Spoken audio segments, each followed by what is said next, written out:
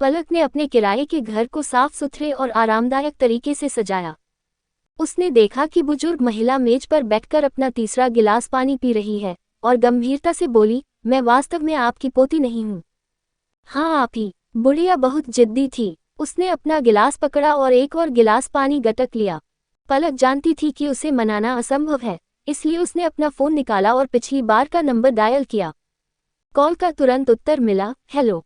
पलक ने उस आदमी की आवाज़ को हल्के से पहचाना और कुछ कहने ही वाली थी कि बूढ़ी औरत ने उससे फ़ोन छीन लिया। इस बीच आरब लोगों के एक समूह का नेतृत्व कर रहा था जो पास में ही उस बूढ़ी महिला की तलाश कर रहा था। वह शांत लग रहा था, लेकिन अंदर ही अंदर वह कुछ चिंतित था। उनकी दादी को न केवल अल्जाइमर था, बल्कि 87 वर्ष की उम्र में उनके शरीर का हर अंग खराब होने लगा था और उनका जीवन किसी भी समय खतरे में पड़ सकता था। जैसे ही फ़ोन बजा, उसने तुरंत फ़ोन उठाया। तभी उसे अपनी दादी की जोरदार आवाज़ सुनाई दी, छोटे बदमाश, मुझे लेने मत आना, मैं अपनी पोती के साथ हूँ। पोती बहू। फ़ोन नंबर पिछली बार वाली लड़की का था, तो क्या उसकी दादी फिर से उसके साथ थी? आरव का चेहरा काला पड़ गया जब उसने पूछा, तुम कहाँ हो? मैं तुम्हें नहीं बताऊंगा। क्या तुम्हें लगता है कि मैं तुम्हें इस तरह नहीं ढूंढ पाऊंगा? मैं तुम्हें मना करता हूं कि तुम मेरी तलाश करो या मेरे पीछे किसी को भेजो। आरव ने अपना माथा रगड़ा और उपस्थित चिकित्सक से धीमी आवाज में पूछा, क्या हम बूढ़ी श्रीमती मित्तल को जबरदस्ती वापस ला सकते हैं? डॉक्टर ने अपना सिर हिलाया और धीमी आवाज में कहा, बूढ़ी श्रीमती मित्तल को अभी किसी भी तरह के तनाव में नहीं डाला जाना चाहिए। उनके इरादों के साथ चलना ही सबसे अच्छा है। इसके अलावा पिछली बार की वह लड़की बुरी इंसान नहीं लगती। आरव ने अपना जबड़ा कस लिया और धीरे से फ़ोन पर बात की। दादी, मुझे आपकी दवाई पहुंचानी है। परेशान मत हो, मैं अपनी दवाई साथ लाया हूँ। चिंता मत करो, बस इंतज़ार करो, मैं अपनी पोती को घर लाता हूँ। ये कहकर बुढ़िया ने फ़ोन रख दिया। उसने फ़ोन पलक को वापस दे दिया। हो गया। पलक अवाक रह गई। वे किस तरह के गैर जिम्मेदार परिवार के सदस्य थे? वे बुजुर्ग महिला को किसी अजनबी के साथ कैसे छोड़ सकते थे? जैसे ही वह वापस कॉल करने वाली थी, उसे एक व्हाट्सएप नोटिफिकेशन मिला। किसी ने उसके फ़ोन नंबर का इस्तेमाल करके उसे फ्रेंड रिक्वेस्ट भेजी थी। मैसेज में लिखा था, बूढ़ी औरत का पोता। पलक ने मित्रता अनुरोध स्वीकार कर लिया और अपने संपर्कों में उसका नाम पोते के रूप में सहेज लिया। पोते ने जल्द ही एक संदेश भेजा, क्या आप कृपया कुछ समय के लिए मेरी दादी की देखभाल कर सकते हैं? वह हाल ही में ठीक नहीं रही हैं और उन्हें तनाव नहीं हो सकता। पलक ने नाक सिकुड़ी और अपने फ़ोन पर उदासीन भाव से टाइप किया, मैं नहीं कर सकती, मैं कोई चैरिटी नहीं चलाती। इससे पहले कि वह टाइप करना समाप्त कर पाती, उसे अचानक रसोई घर से शोर सुनाई दिया। वह जल्दी से चलकर वहां पहुंची और देखा कि बूढ़ी औरत अंडे उबाल रही थी। पलक ने सहजता से पूछा, क्या तुम्हें भूख लगी है? कुछ अंडे पर्याप्त नहीं होंगे? नहीं। बूढ़ी औरत पलटी। उसके झुर्रियों वाले चेहरे पर एक दयालु मुस्कान थी। प्यारी, चेहरे पर अंडा लगाने से सूजन कम हो सकती है। पलक दंग रह गई। शायद उसने खुद इस बात पर ध्यान नहीं दिया था। चूंकि आज उसे उसकी जैविक मां ने मारा था, इसलिए वह प्रभावित लग रही थी, लेकिन वास्तव में उसने एक अलग व्यवहार अपना लिया था जिसने उसे दुनिया से दूर कर दिया था। बूढ़ी महिला के शब्दों ने पलक को छू लिया और उसकी आंखों में गर्मजोशी की झलक दिखाई दी। उसने अपने होठों को भींचा, फिर अपने फ़ोन की ओर देखा। उसने अपने फ़ोन पर एक नया संदेश देखा, आपको पोते से $50,000 का हस्तांतरण प्राप्त हुआ है। पोते ने लिखा, यह एक हफ्ते के रहने के खर्च के बराबर है। अगर यह पर्याप्त नहीं है तो मुझे बताएं। पलक ने अपने इनपुट बॉक्स को देखा। जो शब्द उसने अभी अभी टाइप किए थे उन्हें मिटा दिया और संदेश को फिर से संपादित किया। ठीक है। उसे समझ में नहीं आ रहा था कि वह अचानक इस मामले में क्यों दखल दे रही है। वह आदमी बहुत उदार था। यही तो होगा। तारानकन से परिवार का घर। इसला के दोनों गाल सूजे हुए थे और उन पर थप्पड़ों के निशान साफ दिखाई दे रहे थे। लिविंग रूम में सोफे पर बैठी उसकी आंखें लाल और सूजी हुई थी और वह चुपचाप आंसू बहा रही थी। सुनीता ने अपना सिर नीचे कर लिया। मीरा, उस छोटी सी फूहड़ को जलन हो रही होगी कि तुम मित्तल परिवार में शादी कर रही हो, इसीलिए उसने ऐसा किया। रो मत, जब तुम्हारे पापा वापस आएंगे तो मैं उनसे उसे सबक सिखाने को कहूंगी। श्रीमती से अपनी बीमारी के बावजूद खुद को घसीटते हुए नीचे उतरी। उनकी आवाज़ कमज़ोर थी, लेकिन उनका लहजा दृढ़ था। पलक उस तरह की इंसान नहीं है। तुमने पहले उसे परेशान करने के लिए कुछ किया होगा। इसला ने अपनी मुठ्ठियां भींच ली और सिर नीचे करके गलत लहजे में कहा, यह मेरी गलती है। मुझे जैक का प्रस्ताव स्वीकार नहीं करना चाहिए था। वह जैक को बहुत पसंद करती है। वह शायद इसी वजह से मिस्टर मित्तल के पीछे पड़ गई होगी। श्रीमती सिंह का पीला चेहरा कुछ अस्वस्थ लग रहा था। ऐसा कैसे हो सकता है? पलक जब छोटी थी तो बहुत ही शालीन थी, अन्यथा वह घर से बाहर जाने के लिए इतनी जिद्दी नहीं होती। सुनीता ने नाराजगी से कहा, उसे बाहर ले जाने के बाद जरूर गुमराह किया गया होगा। वह बेरहम है। आज उसने न केवल मीरा को मारा, बल्कि उसने मुझे, अपनी माँ को भी मारने की कोशिश की। श्रीमती सिंह को अब भी विश्वास नहीं हुआ। मीरा की आंखें चमक उठी और उसने अचानक कहा, माँ, ऐसा इसलिए है क्योंकि हमने वर्षों से उसकी पर्याप्त देखभाल नहीं की है। इन शब्दों ने सुनीता को याद दिलाया, ऐसा इसलिए है क्योंकि वह घर नहीं आती। मिसेज ऑलसेन, आप उसके साथ बहुत अच्छे व्यवहार करती थी, लेकिन वह आपसे मिलने नहीं आती। वह कितनी कृतघ्न औरत है। उसे आपकी दयालुता याद नहीं है। वह पूरी तरह से एक कठोर दिल वाली इंसान है। श्रीमती से आश्चर्यचकित रह गईं।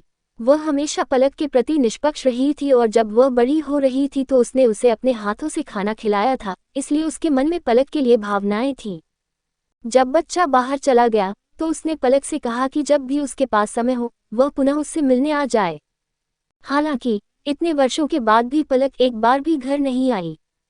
क्या बच्चा सचमुच बड़ा होकर कृतघ्न हो गया था? मीरा ने श्रीमती सिंह की झिझक देखी और संतुष्ट हुई। उसने विषय बदल दिया और शर्मीली आवाज में कहा, माँ, क्या आप डॉक्टर साउथ को ओशनियन विश्वविद्यालय में मार्गदर्शक के रूप में सेवा करने के लिए आमंत्रित कर सकती हैं? श्रीमती सिंह ने तुरंत सख्ती से मना कर दिया। मीरा, हम किसी की दयालुता का फायदा नहीं उठा सकते। इसके अलावा डॉक्टर साउथ ने पिछले कई सालों में हमारे पारिवारिक व्यवसाय के लिए काफी कुछ किया है। मीरा को उसकी बातों से कोई आश्चर्य नहीं हुआ और वह मुस्कुराई। माँ, मेरा यह मतलब नहीं था। ओशियन यूनिवर्सिटी यहाँ की सबसे अच्छी यूनिवर्सिटी है। शायद डॉक्टर साउथ भी वहाँ जाना चाहते हों। हम उन्हें स्कूल के साथ रिश्ता बनाने में मदद करने का मौका ले सकते हैं, जो डॉक्टर साउथ की सालों की मदद के लिए उन्हें धन्यवाद देने का एक तरीका भी होगा। श्रीमती सिंह को ये तर्क उचित लगा और उन्होंने अपने फ़ोन पर व्हाट्सएप खोला। फिर मैं उससे पूछूंगी। मीरा श्रीमती सिंह के बगल में बैठी और पलकें झपकाईं। डॉक्टर साउथ ने हमारे परिवार के लिए बहुत कुछ किया है और उनका कर्ज बहुत पहले ही चुका दिया गया है। क्या हमारे परिवार को उनके सम्मान में रात्रिभोज का आयोजन नहीं करना चाहिए? क्या उनसे व्यक्तिगत रूप से पूछना बेहतर नहीं होगा? डॉक्टर साउथ हमेशा से ही श्रीमती सिंह के प्रति आभारी रहे हैं। इसला का मानना था कि जब वह आएगा तो वह प्रस्ताव रख सकती है कि वह उसकी स्नातकोत्तर छात्रा बनना चाहती है। डॉक्टर साउथ निश्चित रूप से मना नहीं करेंगे। श्रीमती सिंह को यकीन हो गया और उन्होंने डॉक्टर साउथ को व्हाट्सएप पर संदेश भेजा। साउथ, क्या आपके पास घर आने का समय है? जब पलक ने संदेश देखा तो उसका दिल धड़क उठा। श्रीमती सिंह ने अचानक उससे मिलने की इच्छा क्यों जताई? क्या इसका कारण यह था कि उसका स्वास्थ्य खराब हो रहा था? श्रीमती सिंह की खांसी के बारे में सोचते हुए पलक उठ खड़ी हुई। मैं फ्री हूँ, क्या मुझे अब आना चाहिए? पलक ने अपना जबड़ा कस लिया। वह बहुत चिंतित हो गई। जैसे ही वह जाने वाली थी, श्रीमती सिंह ने उसे व्हाट्सएप संदेश भेजा। कोई जल्दी नहीं है। क्या आप इस शनिवार को काम कर रहे हैं? मैं आपके लिए दोपहर का भोजन खरीदना चाहती हूँ। तभी पलक को यह समझ में आया कि उसकी चिंता ने उसे बेचैन कर दिया था। सिंह में लंच। उसके होठों पर एक कड़वी मुस्कान तैर गई। 10 साल पहले जब वह सिंह निवास से बाहर निकली तो वह पहले सप्ताहांत में ही वापस चली गई। वह पिछवाड़े में घुसी और शीशे की खिड़की से देखा कि मिसेज सिंह, मीरा और टेलर सिंह हंस रहे थे और बातें कर रहे थे। मिसेज सिंह के चेहरे पर खुशी भरी मुस्कान थी जो उसने पहले कभी नहीं देखी थी। सुनीता ने कहा, क्या तुम ये देख रहे हो? तुम्हारे बिना वे 3 लोगों का एक सच्चा परिवार है। अगर तुम सच में मिसेज सिंह की परवाह करते हो तो तुम्हें उनसे दूर नहीं रहना चाहिए। अंततः पलक चुपचाप वहां से चली गई।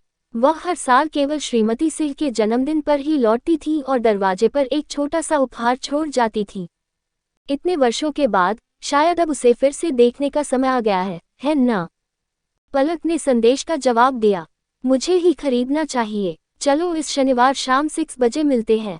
वहां मिलते हैं। उसने एक रेस्तरां का स्थान भेजा। सिंह के घर जाने से अनावश्यक विवाद हो सकता है। बेहतर होगा कि वे बाहर मिलें, जहां वे श्रीमती सिंह से शांति से बात कर सके और उनके स्वास्थ्य का हालचाल ले सकें। श्रीमती सिंह ने कहा, ठीक है, फिर मिलेंगे। श्रीमती सिंह के साथ चैट समाप्त करने के बाद पलक ने पोते से कई नए संदेश देखे। जैसे जैसे मेरी दादी की उम्र बढ़ती जा रही है, वह एक गर्म स्वभाव वाली बच्ची की तरह होती जा रही है। आपको बहुत धैर्य की आवश्यकता होती है। उसे सोने में परेशानी होती है। उसकी रातें बेचैन रहती हैं। उसे दिन में 2 नीली गोलियां लेनी होंगी, एक सुबह और एक रात में। कुल 5 संदेश थे। अंतिम संदेश इस प्रकार था, ऊपर दी गई जानकारी हमारे पारिवारिक डॉक्टर के निर्देशों से भेजी गई है। मैं आपकी मदद के लिए आभारी हूँ। अगर दादी की तबीयत ठीक नहीं है तो कृपया तुरंत मुझसे संपर्क करें। ये पढ़ते ही पलक चुपचाप बेडरूम में चली गई और पोते को एक छोटा सा वीडियो भेजा। सड़क से कुछ ही दूरी पर 2 गाड़ियां गुप्त रूप से खड़ी थीं। पहली मिनीवैन पूरी तरह सुसज्जित थी और एक छोटी सी सूट जैसी दिखती थी। आरव काले रंग का सूट पहने हुए था और सोफे पर बैठकर अपने कंप्यूटर पर काम कर रहा था। बूढ़ी श्रीमती मित्तल का पारिवारिक डॉक्टर कोने में बैठा था। उसका चेहरा सख्त था, किसी भी आपात स्थिति के लिए तैयार। वातावरण बदलने से वृद्ध श्रीमती मित्तल की नींद में खलल पड़ सकता था, जो उनके कमजोर शरीर के लिए अत्यंत महत्वपूर्ण थी। थोड़ी सी भी लापरवाही उसकी जान को खतरे में डाल सकती थी। पीछे वाली कार में आपातकालीन उपकरण भरे हुए थे, जो कुछ भी घटित होने पर तुरंत कार्रवाई के लिए तैयार थे, क्योंकि वे श्रीमती मित्तल के स्थान के करीब थे। आरव इन्हीं विचारों में खोया हुआ था, तभी उसके फोन पर व्हाट्सएप पर एक नया संदेश आया। इसकी जांच करने पर उनका आमतौर पर भावशून्य चेहरा थोड़ा आश्चर्यचकित दिखाई दिया। पारिवारिक डॉक्टर ने तुरंत पूछा, क्या श्रीमती मित्तल को कुछ हुआ है? आरव ने अपने होंठ दबाए और उसे वीडियो दिखाया। इसमें बूढ़ी श्रीमती मित्तल को फूलों की चादर ओढ़े बिस्तर पर गहरी नींद में सोते हुए दिखाया गया था। वह थोड़ा खर्राटे भी ले रही थी। अभी तो रात के सिर्फ 9 बजे थे। आमतौर पर वे आभारी होते अगर श्रीमती मित्तल सुबह 1 बजे से पहले सो जाती। पारिवारिक डॉक्टर आश्चर्यचकित दिखे। श्रीमती मित्तल इस युवा महिला के सामने अलग तरह से व्यवहार करती हैं। अगर वह हमेशा श्रीमती मित्तल के साथ रह सकती है, तो मेरा मानना है कि श्रीमती मित्तल के स्वास्थ्य में काफी सुधार होगा। वृद्धावस्था में पहुंच जाने के कारण श्रीमती मित्तल शारीरिक रूप से कमजोर हो गई थी और नींद उनकी सर्वोच्च प्राथमिकता थी। आरव ने अपना जबड़ा कस लिया। उसकी आंखें चिंताग्रस्त थीं। अगले दिन चलने से पहले पलक ने उस बूढ़ी महिला को अलविदा कहा, जो रात भर की लंबी नींद के बाद अच्छी तरह से आराम कर रही थी। मैंने सैमुअल को आपका साथ देने के लिए कहा है। वह जल्द ही यहाँ आ जाएगा। ठीक है, छोटी बूढ़ी महिला ने आज्ञाकारी भाव से सिर हिलाया। पोती, तुम कहाँ जा रही हो? किसी से मिलने के लिए। तुम किससे मिलने जा रहे हो? क्या तुम्हें जाना है? हाँ, यदि वह अब आरव मित्तल से मिलने नहीं जाती, तो जब वह अपनी शादी का पंजीकरण कराने जाएगा, तो उसे अपनी शादी के बारे में पता चल जाएगा। लेकिन उसकी कंपनी सार्वजनिक होने का इंतजार कर रही थी और पलक को तत्काल तलाक की जरूरत थी। अपने हाथ की एक नाटकीय लहर के साथ छोटी बूढ़ी महिला ने घोषणा की, तो मैं अपने पोते से आपकी एक मीटिंग तय करने में मदद करवाऊंगी। मेरे पोते का बहुत प्रभाव है। पलक मुस्कुराई, दादी, मुझे डर है कि आपका पोता नहीं चलेगा। मित्तल परिवार ओशनियन में सबसे अमीर था। हालांकि दादी का परिवार संपन्न था, लेकिन क्या वे मित्तल से ज्यादा अमीर हो सकते थे? वह अपनी इलेक्ट्रिक बाइक पर सवार होकर मित्तल ग्रुप तक गई। आरव का शेड्यूल काफी नीरस था। वह या तो काम कर रहा था या फिर यात्रा कर रहा था। उसके पास बिल्कुल भी फुर्सत नहीं थी। इससे पहले कि पलक फ्रंट डेस्क पर कुछ कह पाती, रिसेप्शनिस्ट ने कहा, ये फिर से आप ही हैं। मी डेविस ने ये स्पष्ट कर दिया है। मी मित्तल को आज कोई पार्सल मिलने की उम्मीद नहीं है। आपको ऊपर जाने की अनुमति नहीं है। पलक ने जवाब दिया, मैं यहाँ पार्सल देने नहीं आई हूँ, मैं। रिसेप्शनिस्ट ने अधीरता से उसे टोका, तो क्या आपके पास अपॉइंटमेंट है? बिना अपॉइंटमेंट के आप ऊपर नहीं जा सकती। जैसे ही पलक जवाब देने वाली थी, उसने रिसेप्शनिस्ट की आंखों में चमक देखी। उसके अधीर भाव तुरंत गायब हो गए और उसने पलक के पीछे खड़े व्यक्ति का गर्मजोशी से अभिवादन किया, मिस सिंह, आप यहाँ हैं। भौहें सिकोड़ते हुए पलक ने मुड़कर मीरा को देखा। शालीन और शांत व्यवहार के साथ मीरा ने रिसेप्शनिस्ट को एक सौम्य मुस्कान दी, मैं जैक से मिलने आई हूँ। उसकी नज़र पलक पर पड़ी और उसने कहा, लेकिन मैं अपॉइंटमेंट लेना भूल गई। मिस ओलसेन, आप किस बारे में बात कर रही हैं? आपकी कद काठी को देखते हुए आपको कभी अपॉइंटमेंट की जरूरत पड़ी है? मिस्टर जैक आपको देखकर बहुत खुश होंगे। रिसेप्शनिस्ट ने प्रवेश द्वार खोलने के लिए अपना कार्ड स्वाइप किया। कृपया अंदर आइए। हालांकि मीरा ने पलक की ओर मुड़कर धिक्कारपूर्वक आह भरते हुए कहा, पलक, मित्तल ग्रुप ऐसी जगह नहीं है जहां कोई भी आसानी से घुस सकता है। अगर तुम मिस्टर मित्तल को परेशान करना चाहती हो तो रिसेप्शनिस्ट के लिए मुश्किलें मत खड़ी करो। पलक उलझन में थी। उसने कब रिसेप्शनिस्ट के लिए चीजें मुश्किल बनाई थीं? हालांकि रिसेप्शनिस्ट की डेस्क पर बैठी युवती ने भौहें सिकोड़ ली। श्री डेविस ने केवल इतना कहा कि इस महिला को ऊपर न जाने दिया जाए, लेकिन उन्होंने इसका कारण नहीं बताया। क्या यह इसी वजह से था? रिसेप्शनिस्ट ने तिरस्कारपूर्ण भाव दिखाया। उसका चेहरा झुंझलाहट से भरा था। कुछ लोग वास्तव में अपनी जगह नहीं जानते। क्या उन्हें लगता है कि उनके अच्छे दिखने से वे सामाजिक सीढ़ी पर चढ़ सकते हैं? उन्हें ये भी नहीं पता कि वे कहाँ हैं। मिस, क्या आप अपनी दूरी बनाए रखें और मेरे काम में बाधा डालना बंद करें, या मुझे सुरक्षा बुलानी पड़ेगी? पलक ने अपनी भौं उठाए और कुछ कहना चाहा, लेकिन रिसेप्शनिस्ट के चेहरे पर तिरस्कार भरा भाव देखकर वह व्यंग्यात्मक मुस्कान बिखेरने लगी। तुम ही हो जो मुझे ऊपर नहीं जाने देते। इस बीच ऊपर एक जरूरी दस्तावेज निपटाने के बाद आरव ने अपना फोन उठाया और अपनी चैट सूची में सबसे ऊपर नीड आयरन से आए संदेश को देखा। ये व्हाट्सएप पर महिला का अजीब उपनाम था। उसने संदेश भेजा, नमस्ते, आज दादी कैसी हैं? उसने तुरंत जवाब दिया, जब मैं घर से निकली थी तो सब कुछ ठीक था। आरव ने भौहें सिकोड़ते हुए कहा, क्या आप काम पर गए थे? लौह की कमी वाला तत्व, आप ऐसा कह सकते हैं। आरव नाखुश दिख रहा था। उसने दादी को घर पर अकेला छोड़ दिया था, लेकिन चूंकि वह उनकी देखभाल करने वाली नहीं थी, इसलिए उन्हें ये निर्देश देने का कोई अधिकार नहीं था कि वह केवल उनकी दादी की देखभाल करे और कहीं और न जाएं। फिलहाल उसे ही उसकी मदद की जरूरत थी। आरव ने एक पल सोचा, तुम अभी कहाँ हो? मैं तुमसे मिलना चाहता हूँ और दादी के बारे में तुमसे बात करना चाहता हूँ। नीड आयरन ने मना नहीं किया और सीधे व्हाट्सएप पर पता भेज दिया। इसे देखकर आरव की आंखें थोड़ी सिकुड़ गईं। क्या यह मित्तल ग्रुप के मुख्य प्रवेश द्वार का पता नहीं था? वह उठकर नीचे चला गया। रिसेप्शनिस्ट ने व्यक्तिगत रूप से मीरा को लिफ्ट तक पहुंचाया। लिफ्ट का इंतजार करते समय मीरा ने देखा कि पलक अभी तक नहीं गई थी और लॉबी में सोफे पर बैठी थी। जाहिर है कि उसका जाने का कोई इरादा नहीं था। कितनी बेशर्मी है। मीरा ने रिसेप्शनिस्ट की तरफ देखा। तुम लोगों के लिए यह वाकई मुश्किल है। मैं जैक से तुम्हारी तनख्वाह बढ़ाने के बारे में बात करूंगी। रिसेप्शनिस्ट के चेहरे पर खुशी झलक रही थी। धन्यवाद मिस सिंह।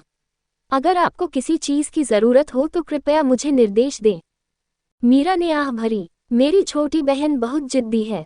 कृपया उसे मिस्टर मित्तल के आने तक इंतजार न करने दें। ये शब्द कहने के बाद मीरा लिफ्ट में प्रवेश कर गई। जैसे ही लिफ्ट के दरवाजे बंद हुए, उसने रिसेप्शनिस्ट को पलक की ओर आते देखा। मीरा के मुंह के कोने में विजयी मुस्कान उभर आई। क्या पलक ने सचमुच सोचा था कि वह अपने अच्छे रूप के कारण मिस्टर मित्तल का ध्यान आकर्षित कर लेगी? कहाँ का गधा है रे। धनवानों की दुनिया भावनाओं से नहीं, बल्कि रुचि से संचालित होती है। जैक 4 साल से पलक का पीछा कर रहा था और उससे बहुत प्यार करता था। फिर भी उसने आखिरकार मीरा को प्रपोज कर दिया। ये सब इसलिए संभव हुआ क्योंकि मीरा के पास मित्तल परिवार में विवाह करने के लिए आवश्यक सब कुछ था। लिफ्ट जल्दी ही 6-8 मंजिल पर पहुंच गई। जब मीरा ने कार्यालय में प्रवेश किया तो वह अपने सामान्य शांत और सौम्य व्यवहार में वापस आ गई थी। जैक सूट और टाई पहने हुए था। स्कूल के दिनों की उसकी जवानी की मासूमियत की जगह तीखीपन ने ले ली थी। उसकी नज़र उसके चेहरे पर पड़ी और उसने सहजता से पूछा, तुम्हारे चेहरे को क्या हो गया है? मीरा ने अपनी नज़रें नीची कर ली। पलक ने मुझे मारा। जैक ने नाराजगी जताते हुए उसे चेतावनी दी, मैंने तुम्हें पहले भी कहा है, उसे मत भड़काओ। मीरा ने कहा, यह मेरी गलती थी। वह जैक के पास चली गई। जैक, मैंने सुना है कि तुम्हारा नया प्रोजेक्ट अक्षय ऊर्जा के बारे में है। जैक ने उसे गंभीरता से देखा। हाँ, अगर मित्तल ग्रुप नवीनतम तकनीक के साथ नहीं आ सकता है तो हम भविष्य में पीछे रह जाएंगे। मीरा ने मुस्कुराते हुए कहा, मैंने डॉक्टर साउथ और मेरी माँ के साथ भोजन की व्यवस्था की है। क्या मैं डॉक्टर साउथ को आपकी शोध और विकास टीम में शामिल होने के लिए कहूँ? जैक के चेहरे पर नरमी आ गई। ये बहुत बढ़िया होगा। उसका रवैया बदल गया। उसने मीरा की कमर पर हाथ रखा और धीरे से उसके गाल को सहलाया। वाकई पलक बहुत ही बेकाबू थी। क्या अब भी दर्द हो रहा है? मैं तुम्हारे लिए इस पर फूंक मारूंगा। मीरा ने अपनी पलकें झुका ली और शर्मीली होने का नाटक करने लगी, लेकिन अंदर ही अंदर वह ठंडी हंसी हंस रही थी। डॉक्टर साउथ जैसे संबंधों के साथ पलक उनके साथ प्रतिस्पर्धा करने के लिए क्या कर सकती थी? जहां तक सवाल है कि जैक वास्तव में किससे प्यार करता था, उसे कोई परवाह नहीं थी। वह केवल मित्तल परिवार में शादी करना और मिसेज जैक मित्तल बनना चाहती थी। भले ही भविष्य में उसकी असली पहचान उजागर हो जाए, लेकिन उसकी संपत्ति और स्थिति सुरक्षित रहेगी। नीचे लॉबी में पलक ने अपना पता पोते को भेजा। वृद्ध महिला अब अपने घर पर रह रही थी, इसलिए भविष्य में परेशानी से बचने के लिए वृद्ध महिला के परिवार के साथ जिम्मेदारियों को पहले ही स्पष्ट कर लेना उचित था। वह उस व्यक्ति से मिलने का समय तय करने ही वाली थी कि तभी उसके आसपास का माहौल धुंधला हो गया। रिसेप्शनिस्ट 2 सुरक्षा गार्डों के साथ उसके सामने खड़ी हो गई और अहंकार से बोली, आप यहाँ नहीं बैठ सकते। आप मेरे काम में बाधा डाल रहे हैं। कृपया तुरंत चले जाएं। पलक की अभिव्यक्ति बर्फीली हो गई। लॉबी में सोफे पर कोई भी अपनी मर्जी से बैठ सकता था। इसके अलावा वह कोई आवाज भी नहीं कर रही थी। वह रिसेप्शनिस्ट के काम को कैसे प्रभावित कर सकती थी? पलक आलस से पीछे झुक गई। अगर आपका काम इतनी आसानी से प्रभावित होता है, तो शायद आपको एक निजी कार्यालय ढूंढ लेना चाहिए। रिसेप्शनिस्ट हकलाते हुए बोली। क्रोधित होकर उसने सुरक्षा गार्डों को आदेश दिया, उसे तुरंत बाहर निकालो। इससे पहले कि सुरक्षा गार्ड आगे बढ़ पाते, शोरगुल से भरी लॉबी अचानक शांत हो गई। सीईओ के निजी लिफ्ट के दरवाजे धीरे धीरे खुले और संयमित आरव टॉम डेविस के साथ बाहर निकले। उसने केवल इधर उधर देखा, फिर चारों ओर देखा। ऐसा लग रहा था जैसे वह किसी को खोज रहा हो। टॉम ने स्थिति को देखा और तेजी से वहां चला गया। पलक की ओर देखते हुए उसकी भौहें सिकुड़ गईं। तुम फिर? रिसेप्शनिस्ट ने पीड़ित बनने में कोई समय बर्बाद नहीं किया। मी डेविस, उसने कहा कि उसे मी मित्तल को एक पार्सल देना है। मैंने उसे जाने नहीं दिया, इसलिए उसने जाने से इनकार कर दिया। पलक ने सपाट लहजे में जवाब दिया, मैंने तुमसे कहा था कि मैं कोई पार्सल नहीं पहुंचा रही हूं। रिसेप्शनिस्ट ने उपहास किया। मी डेविस, क्या आपने सुना? उसने दिखावा करने की भी जहमत नहीं उठाई। उसने साफ साफ स्वीकार किया कि वह किसी को ढूंढने के लिए ऊपर जाना चाहती थी। चूंकि मैंने उसे ऊपर जाने से मना कर दिया था, इसलिए वह यहाँ हंगामा कर रही है। मैं अब सुरक्षाकर्मियों को बुलाकर उसे बाहर निकलवाता हूँ। पलक ने बेपरवाही से कहा, मित्तल ग्रुप का कौन सा नियम कहता है कि मैं इस सोफे पर नहीं बैठ सकती? रिसेप्शनिस्ट अवाक रह गया। टॉम ने अधीरता से पलक से कहा, ठीक है, तो फिर यहीं बैठो। वैसे भी बॉस तो तुम पर कोई ध्यान ही नहीं देंगे। वह रिसेप्शनिस्ट की ओर मुड़ा और कुछ नाराज होकर बोला, ज्यादा गंभीर मुद्दा यह है कि ऊपरी मंजिल पर एयर कंडीशनिंग खराब हो गई है। मरम्मत करने वाले ने कहा कि वह पहले ही आ चुका है और फ्रंट डेस्क ने उसे ऊपर जाने से रोक दिया है। क्या आप बता सकते हैं कि क्या हो रहा है? रिसेप्शनिस्ट हैरान रह गई। मैंने कोई रिपेयरमैन नहीं देखा। टॉम ने भौहें सिकुड़ी। सच में? रिसेप्शनिस्ट ने तुरंत सिर हिला दिया। मैं यहाँ हमेशा से ही हूँ, और इसके अलावा ऊपरी मंजिल ऐसी चीज नहीं है जिसे मैं हल्के में लूँ। मैं उन्हें कैसे रोक सकता हूँ? टॉम ने अपना फोन निकाला। मैं उन्हें फोन करके देखूंगा कि कहीं वे गलत जगह तो नहीं चले गए। इससे पहले कि वह डायल कर पाता, उसे एक सुस्त आवाज सुनाई दी। उन्होंने ऐसा नहीं किया। पब फ्यूचर द्वारा विज्ञापन। टॉम अचंभित रह गया। पलक मुस्कुराए। ये सच है। रिसेप्शनिस्ट ने मुझे ऊपर जाने नहीं दिया। टॉम डेविस चकित था। रिसेप्शनिस्ट को समझ में नहीं आ रहा था कि क्या कहे। दोनों ही दंग रह गए। कुछ देर बाद टॉम को आखिरकार समझ आ गया। तुम वही मरम्मत करने वाले हो? ऐसा हो ही नहीं सकता। उन्हें कार्य परमिट सौंप दिया गया। उस पर वास्तव में 9 वर्ष पुरानी तारीख अंकित थी। टॉम को यकीन नहीं हुआ। क्या ये भी आपकी पार्ट टाइम नौकरी है? पलक ने इनकार नहीं किया। उसकी नज़र आरव मित्तल पर गई जो कुछ ही दूरी पर था। मुझे बोलने की अनुमति नहीं थी। वे मुझे बाहर निकालना चाहते थे और यहाँ तक कि मुझ पर झूठा आरोप लगाया कि मैं यहाँ हंगामा कर रहा हूँ। मी मित्तल, आपके पास एक बहुत ही उच्च और शक्तिशाली रिसेप्शनिस्ट है। रिसेप्शनिस्ट ने घबराकर आरव की ओर देखा। मिस्टर मित्तल, मैं। आरव भावशून्य था और उसने ठंडे स्वर में कहा, आपको नौकरी से निकाल दिया गया है।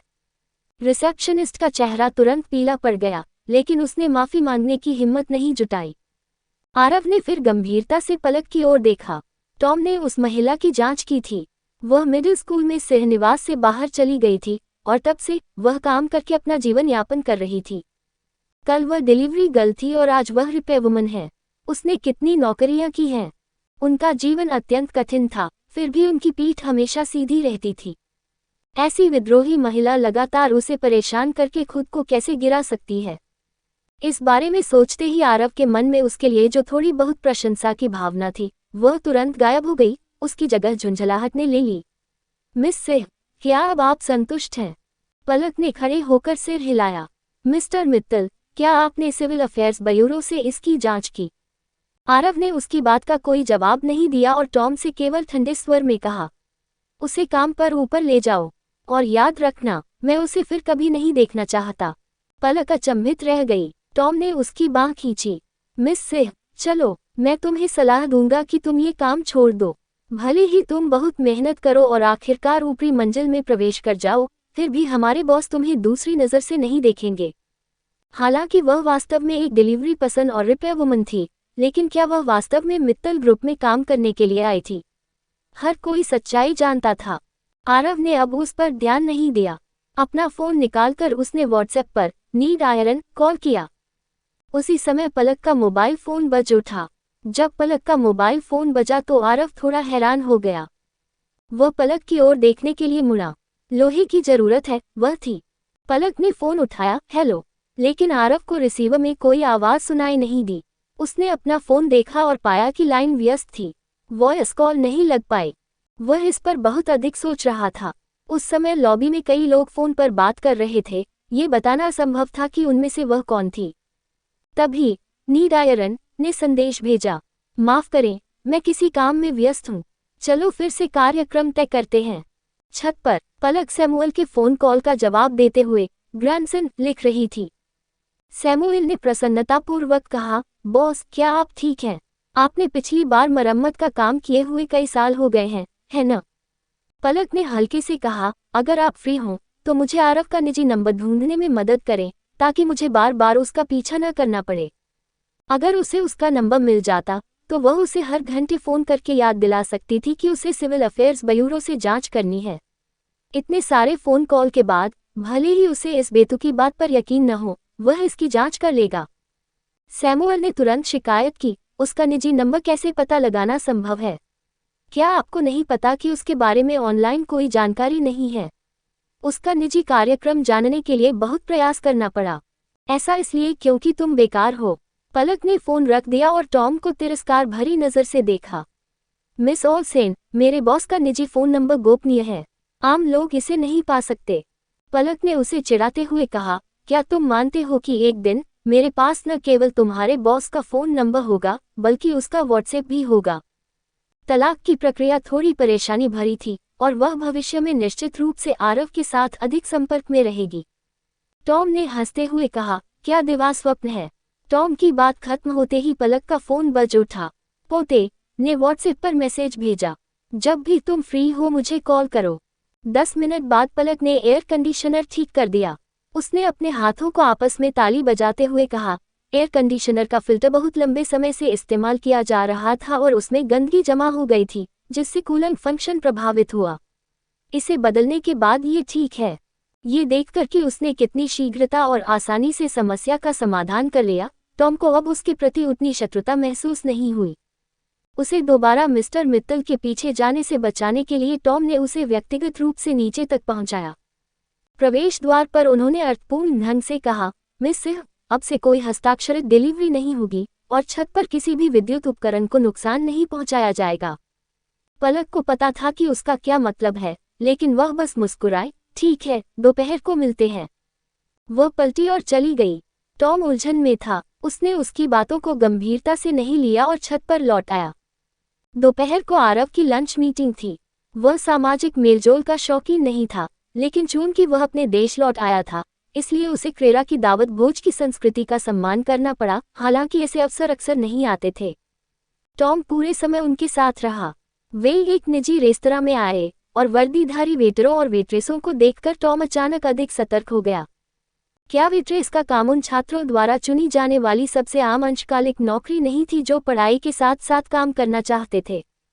उसने चारों ओर देखा, लगभग सभी वेटरों और वेट्रेसों को ध्यान से देखा, लेकिन जब उसे पलक नजर नहीं आई तो उसने राहत की सांस ली। लेकिन जल्द ही उन्हें अपने कार्य हास्यास्पद लगने लगे। पलक पहले से ही डिलीवरी वर्कर और रिपेयर टेक्नीशियन थी। वह दूसरी नौकरी कैसे कर सकती थी? आखिर कैसे उसने अपने साधारण शब्दों "दोपहर को मिलते हैं" से उसे इस तरह डरा दिया? आराम महसूस करते हुए टॉम ने निजी कमरे में प्रवेश किया, ठीक उसी समय जब भोजन परोसा जा रहा था और मुख्य रसोइया सम्मान देने के लिए आया।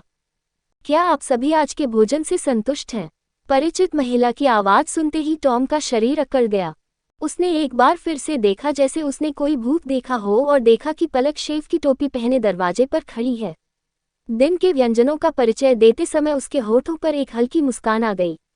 अंत में वह आरव के पास गई और फुसफुसाते हुए बोली, मित्तल, आपको सिविल अफेयर्स ब्यूरो जाकर जांच करनी चाहिए। आरव अवाक रह गया। उसने अपना जबड़ा कस लिया। उसके सामान्यतः शांत चेहरे पर घबराहट की झलक दिखाई दी। टॉम और भी हैरान हो गया और उसे घूरने लगा। तुम शेफ हो? तुम्हारे पास इसका प्रमाण पत्र भी है? हाँ। पलक ने अपना शेफ लाइसेंस निकालने के लिए अपनी कमर की जेब में हाथ डाला, लेकिन गलती से उससे 1, 2, 3 कुल मिलाकर 5 अलग अलग कार्य लाइसेंस गिर गए। टॉम ने बड़ी मुश्किल से निगला, तुम्हारे पास 5 अंशकालिक नौकरियां हैं। पलक ने कहा, नहीं।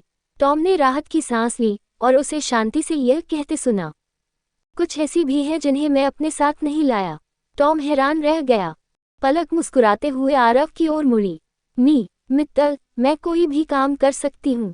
मुझे नहीं लगता कि आप चाहेंगे कि मैं आपको परेशान करती रहूं, तो क्यों ना आप सिविल अफेयर्स ब्यूरो से जांच करें। आरव का चेहरा तनावग्रस्त बना रहा।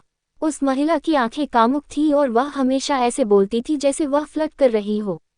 वह खाने की मेज पर बैठे बाकी लोगों का ध्यान अपनी ओर आकर्षित कर रही थी। आरव का चेहरा तुरंत काला पड़ गया। वह अभी भी पलक को अनदेखा कर रहा था। वह टॉम की ओर मुड़ा और बोला, जाओ और देखो। पलक अंदर ही अंदर खुश हुई। क्या यह आदमी अंततः उसके द्वारा राजी हो गया? लेकिन फिर उसने उसके ठंडे शब्द सुने, मेरा शेड्यूल किसने लीक कर दिया? टॉम ने एक कदम आगे बढ़कर फिर से पलक को रोका। मिस ओल्सेन, कृपया तुरंत चले जाइए। जब पलक को एक बार फिर निजी कमरे से बाहर निकाला गया तो वह बाहर खड़ी होकर आहें भरने लगी। यह आदमी उस पर विश्वास क्यों नहीं करेगा?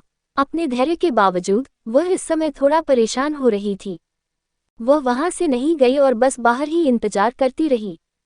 हाल के वर्षों में उसके साथ ऐसा व्यवहार कब किया गया था? वह जितना अधिक सोचती, उतना ही अधिक क्रोधित होती जाती। पलक ने अपना मोबाइल फोन निकाला। किसी को ढूंढना चाहती थी जिसके बारे में वह शिकायत कर सके, लेकिन उसे अपने व्हाट्सएप कॉन्टैक्ट में कोई नहीं मिला। उसने अपनी कहानी के लिए एक पोस्ट लिखी। निजी कमरे में सभी ने आरव की चापलूसी करते हुए खाना खाया। वह इससे अधीर हो रहा था, इसलिए उसने अपना मोबाइल फोन निकाला और किसी काम में व्यस्त होने का नाटक किया। बोरियत से बाहर निकलकर उसने अपनी स्टोरी पर क्लिक किया और देखा कि नीड आयरन ने 2 मिनट पहले कुछ पोस्ट किया था। गुस्सा मत हो, छोटे छोटे बच्चों के साथ धैर्य रखना चाहिए। आरव थोड़ा हैरान हुआ। उसने तुरंत मैसेज किया, आयरन की जरूरत है। आपकी उम्र वास्तव में कितनी है? लगता है कि आपका पहले से ही एक पोता है। वह एक बुजुर्ग महिला को अपनी दादी की देखभाल करने नहीं दे सकता। लोहे की जरूरत है ने के साथ उत्तर दिया। नीड आयरन ने लिखा, क्या आप मेरी कहानी के बारे में बात कर रहे हैं? मैं किसी को कोस रहा था। कोई ऐसा व्यक्ति जो कभी नहीं समझता कि मैं क्या कहता हूँ। आरव अवाक रह गया। तभी उसे एहसास हुआ कि उसने खुद को मूर्ख बना लिया है। इसलिए अपनी शर्मिंदगी छिपाने के लिए उसने एक संदेश भेजा, दिमाग एक दैनिक आवश्यकता है। उस व्यक्ति ने शायद इसे सजावट के तौर पर लिया है। लोहे की जरूरत है, कहा, मुझे ये पसंद है, इसे जारी रखो। आरव ने अपने होठों पर एक मनोरंजक मुस्कान ला दी। केवल मनुष्य ही हमारे उपहास के लायक है, उसे अनदेखा करो। नीड आयरन ने कहा, चूंकि तुम इतनी स्पष्टवादी हो, इसलिए मैं आज रात दादी को अतिरिक्त भोजन दूंगा। क्या उन्हें कोई आहार प्रतिबंध है? आरव ने लिखा, डॉक्टर ने कम मीठा और मसालेदार भोजन खाने को कहा था, लेकिन इसके अलावा कुछ भी चल सकता है। लोहे की जरूरत है, कहा, कोई समस्या नहीं। उनकी बातचीत से आरव को हमेशा ऐसा महसूस होता था जैसे वह किसी पुराने मित्र से बात कर रहे हों। ये बहुत सुकून देने वाली बात थी। उसने अचानक पूछा, क्या मैं आज रात दादी से मिलने जा सकता हूँ?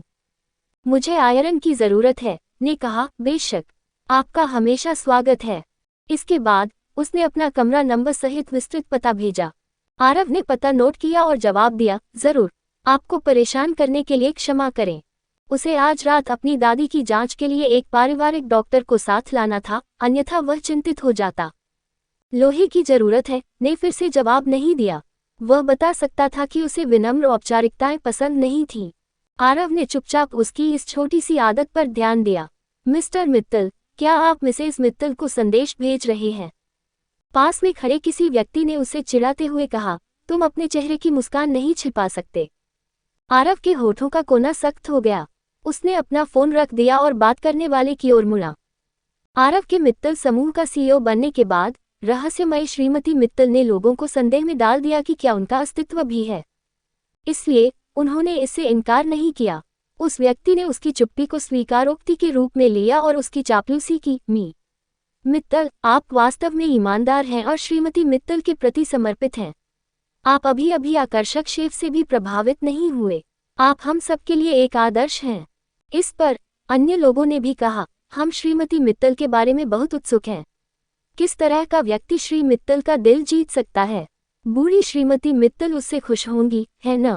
बूढ़ी श्रीमती मित्तल को छोड़कर सभी को ये बात पता थी कि आरव का मित्तल परिवार के साथ रिश्ता ठीक नहीं था।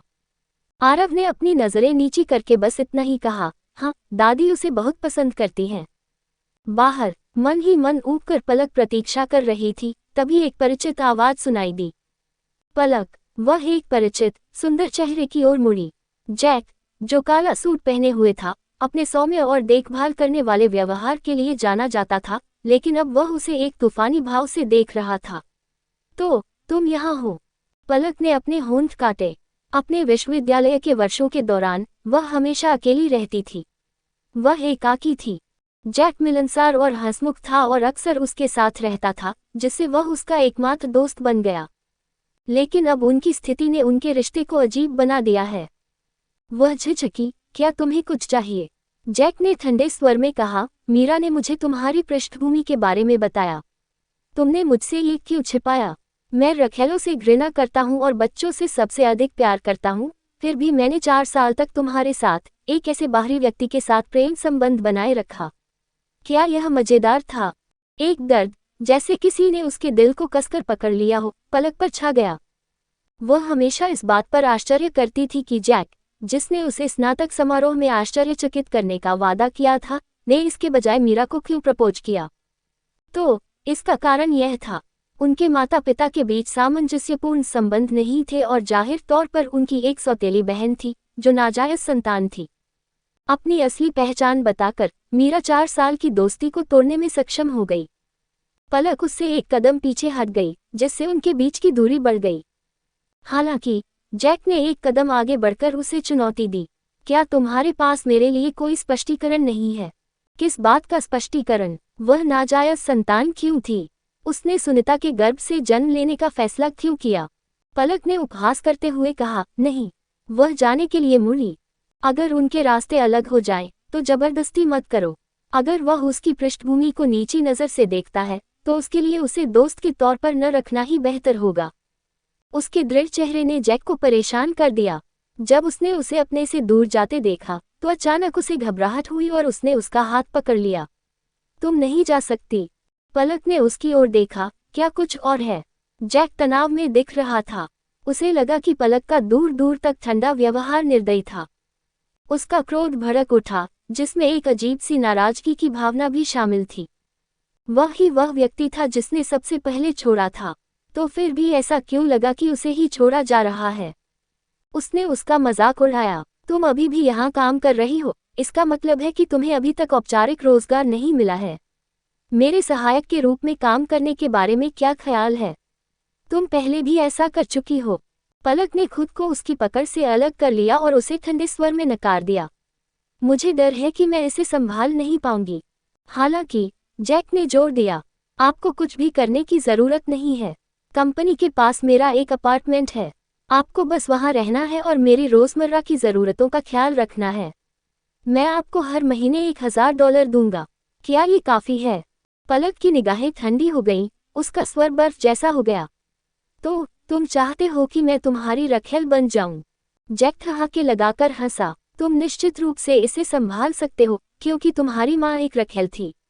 तुमने इसे प्रत्यक्ष रूप से देखा है, इसलिए ये तुम्हारे खून में है। मुझे विश्वास है कि तुम पेशेवर हो। थप्पड़। पलक ने उसके चेहरे पर जोरदार तमाचा मारा। जैक, बस बहुत हो गया। जैक को थप्पड़ सुनकर झटका लगा, लेकिन वह हंस पड़ा। अपनी निगाहें घुमाते हुए उसने उसे चेतावनी दी। पलक, मानो या न मानो, अगर मैं तुम्हें नहीं चाहता, तो ओशनियन में कोई भी तुम्हें चाहने की हिम्मत नहीं करेगा। तुम नौकरी या पति नहीं पा सकोगी। तुम सिर्फ दूसरों के लिए खिलौना बनकर रह जाओगी। अगर ऐसा है, तो मुझे क्यों नहीं चुनती? कम से कम, मैं थोड़ा ज्यादा ख्याल रख सकता हूँ क्योंकि हम पुराने सहपाठी हैं। मैं तुम्हें सोचने के लिए समय दूंगा। अगर तुम अपना मन बदलो, तो मुझे कभी भी फोन करो। तुम्हारे पास मेरा नंबर है। ये शब्द कहकर जैक चला गया। पलक ने आत्महीनता भरी मुस्कान दी। जब वह मुड़ी तो उसने देखा कि आरव अपने निजी कमरे के द्वार पर खड़ा है। आरव को सामाजिक कार्यक्रम पसंद नहीं थे। आखिरकार एक बहाना ढूंढते हुए उसने टॉम के